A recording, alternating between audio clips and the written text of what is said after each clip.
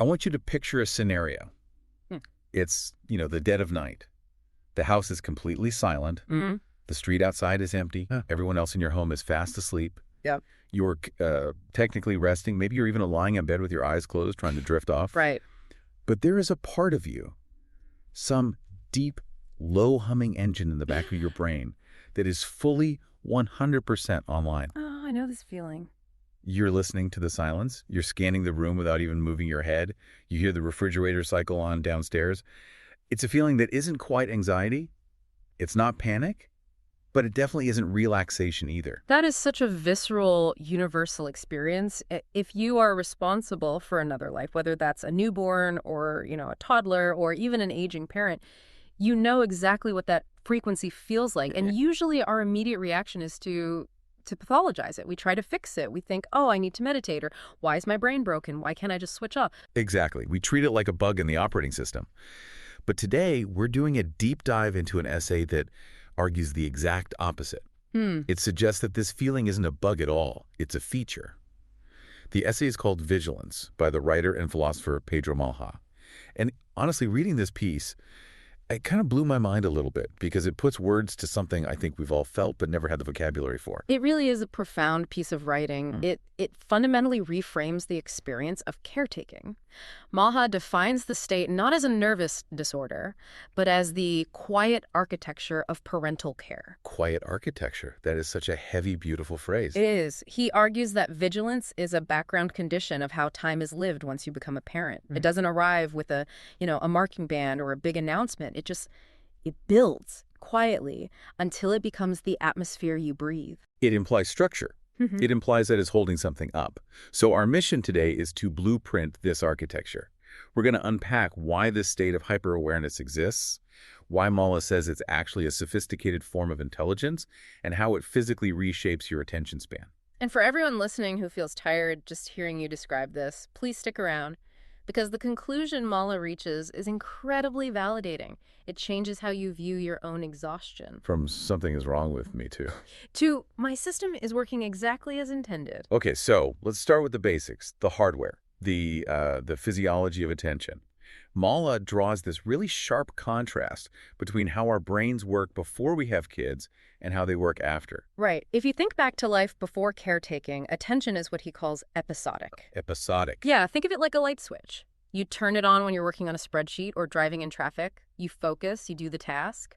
But then crucially, when the task is done, you turn the switch off. You can fully check out. You can fully check out. You can sit on a park bench and just be a body in space thinking about nothing. I vaguely remember that feeling. It feels like a lifetime ago. And then comes parenting. And the switch effectively breaks in the on position. In a sense, yes. Malha says that with parenting, attention stretches. It becomes continuous. It stops being episodic.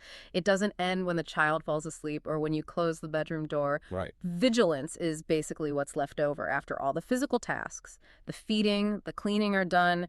It's the residue, the part of you that stays alert. He had these descriptions of how this lives in the body that are just painful in their accuracy. He talks about lightly held sleep, which I think every parent knows. Oh, absolutely. It's that sleep where you're dreaming, but you're also hearing the HVAC turn on, or you're registering the difference between a happy squeak and a distress cry. It becomes autonomic, like breathing. Exactly. You don't have to think about doing it. Your body just does it.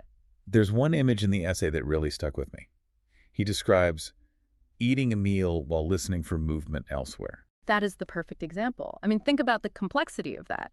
Your body is doing one thing, eating, digesting, talking, but your sensory system is pointed somewhere else completely. It's a split consciousness. And it isn't a choice. You don't decide, okay, I'm going to ruin my dinner by straining my ears. No, it's formed through repetition. It's Pavlovian almost. Every time a silence carries, meaning like the toddler goes quiet and you find them painting the wall with toothpaste. Oh, I've been there. The nervous system learns. It learns that closed isn't safe. It learns it has to stay open. That's the key, isn't it? The nervous system learns. It's an adaptation. Yeah. But I think the trap we fall into is confusing this with anxiety. Yeah. I mean, if I'm constantly scanning for danger, if my engine is always idling high, isn't that just being anxious? This is one of the most important distinctions in the essay. He's very precise here. He says vigilance feels similar to anxiety from the inside. The hum of energy, the tightness. Exactly. But they are structurally different. Anxiety is often an internal state, a loop of worry that spins in on itself. Vigilance is an orientation of care. It's directional. It points outward.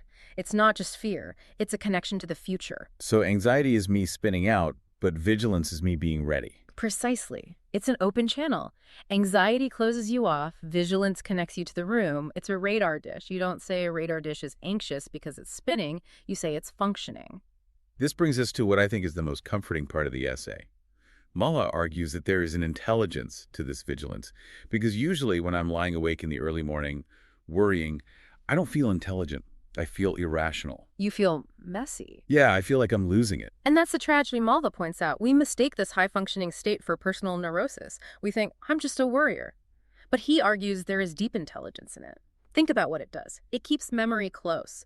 It remembers that one time the silence meant the toddler was climbing the bookshelf. It's basically running a predictive algorithm in the background. It's processing all these tiny data points. Exactly. High-level data processing. It allows a parent to act before harm occurs. It's not random paranoia. It arises because children are, by definition, unpredictable. If you were totally relaxed all the time, you'd miss the cues. That reframing is just huge because parents, we think something is wrong with us because we can't settle. We see those, mythical, cool parents on Instagram who seem to just float through life. And Mala says, effectively, no, that is a myth. You are not failing to relax. You are succeeding at being vigilant. It's a structural reality of the role. You aren't broken. It's like criticizing a security guard for watching the monitors. That's the gig. Okay, so this radar is necessary. But does it stay the same? I mean, worrying about a newborn is different from worrying about a teenager with the car. Please tell me it changes. It absolutely evolves, and this is where the essay gets really fascinating. In the early days, vigilance is physical and immediate. Is the baby breathing? Are they warm? High stakes, but concrete. You can reach out and touch the problem. Right. But as the child grows, vigilance doesn't disappear. It becomes diffuse. It changes state, like water turning to mist. The questions shift. To things like, are they coping socially? Are they telling the truth? Are they being hurt by a friend? Are they hurting someone else? Are they happy? Oh, that's almost harder. Because you can't fix it with a thermometer. It is harder, in a way. Maha notes that vigilance becomes less about immediate danger and more about presence. It's the awareness that their life is unfolding even when you aren't there. You're holding space for them in your mind. There's a really interesting point he makes about time here, too, that vigilance carries time differently. I found this bit abstract at first. Yes. This is a crucial point. Malha says vigilance stretches the present toward the future. When you're vigilant, a small moment right now, like a harsh word you said in anger, doesn't feel contained. You immediately feel how it might echo 5 years from now. You understand that small moments accumulate. Which explains why it's so exhausting. You're not just living in the now. You're constantly calculating the future compound interest of the now. You're playing 4D chess with time. Exactly. You are living in 2 timelines at once. The present interaction and the future result. That takes a tremendous amount of cognitive energy. So we have this highly intelligent, time-traveling, physically demanding superpower. But it's heavy. And Malha touches on the invisible labor aspect of this.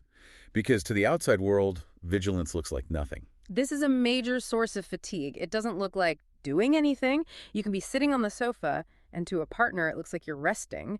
But internally, you're holding that thread of attention. You're running scenarios. You're working a double shift, but no one can see the second job. And because it's invisible, it's rarely acknowledged, which leads to this profound sense of loneliness. And the strain gets specific as kids get older. Malin talks about this transition from being an interventionist to being observational. That is often the most painful transition. When they're little, you are an interventionist. You see danger, you act. You move the sharp object.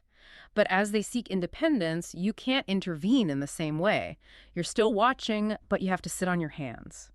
That feels like helplessness. It feels like helplessness, but Malha reframes it as vigilance adapting.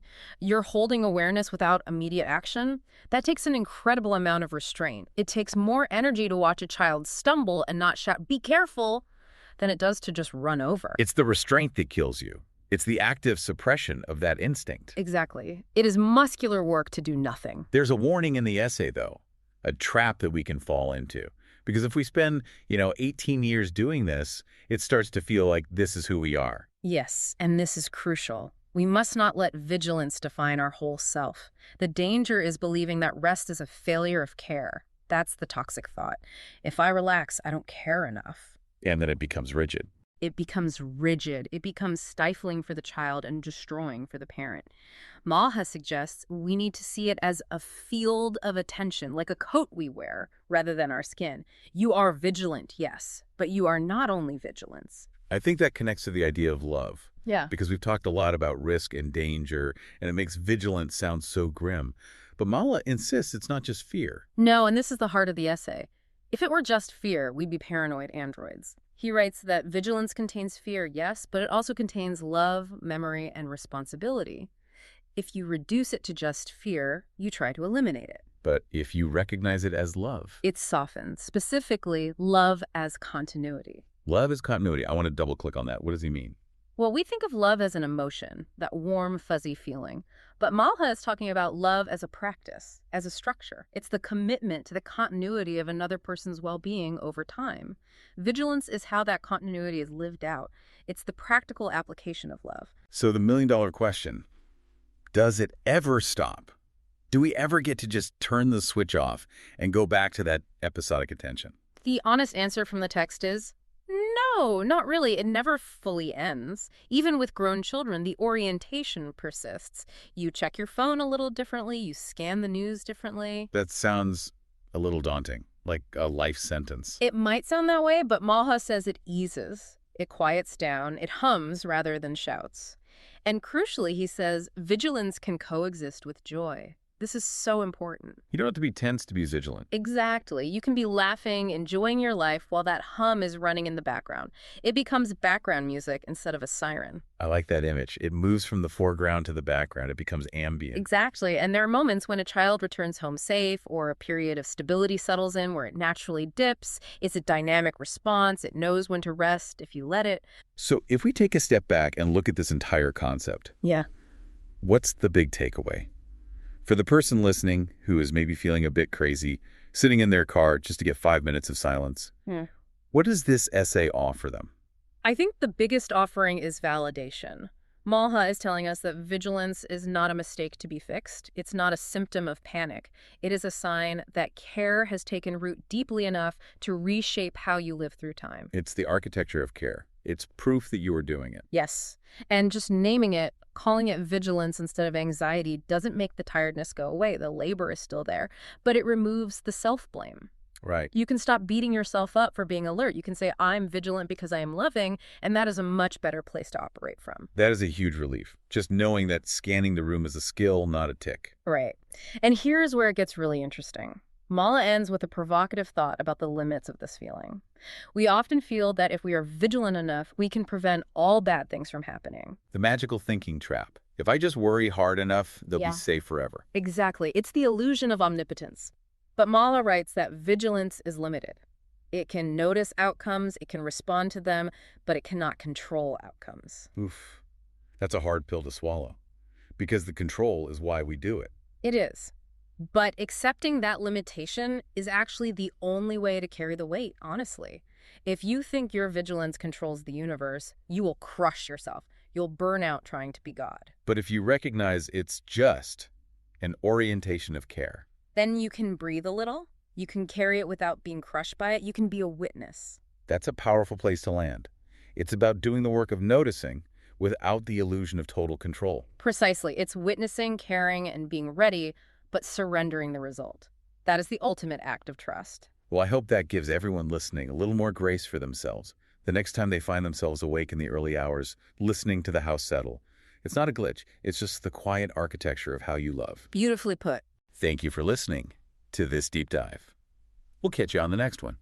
Take care of yourselves and your vigilance. Yeah.